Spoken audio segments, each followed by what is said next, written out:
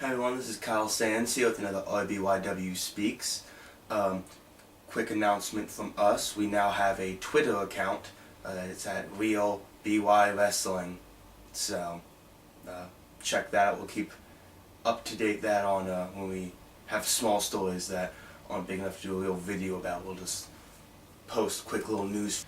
Alright, let's get right into some big stories from that were announced on Monday and other things like that. First of all, John Morrison has been released from the WWE now. I think this is another case of WWE not knowing exactly what kind of talent they had and misusing him greatly, and therefore he didn't explode like they wanted him to. So they had to fight. So he has to pay for their stupidity.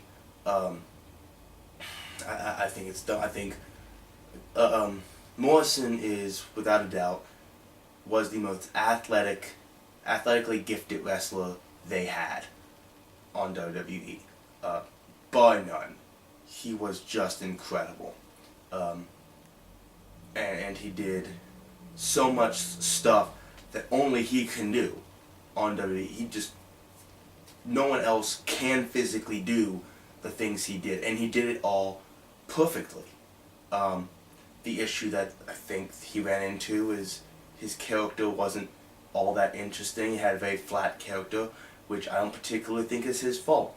I think he had a character that could have been used better, and WWE just wasn't using him at all. So, it's a real shame that he has to pay for their mistake, but that's the way the business works. Next, there's been some promos for Kane's return, which have shown his mask burning.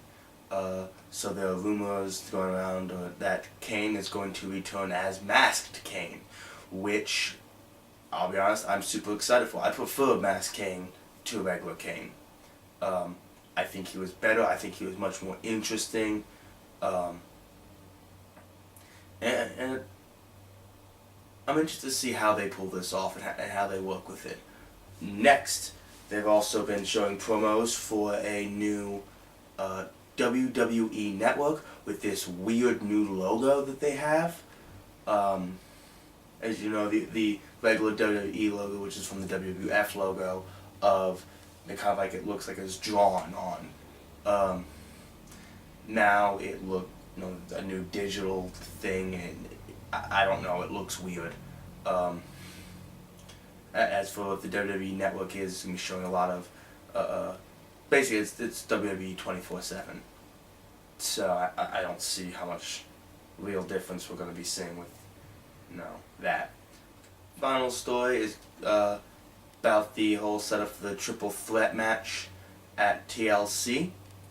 Now it's CM Punk versus The Miz and Alberto Del Rio.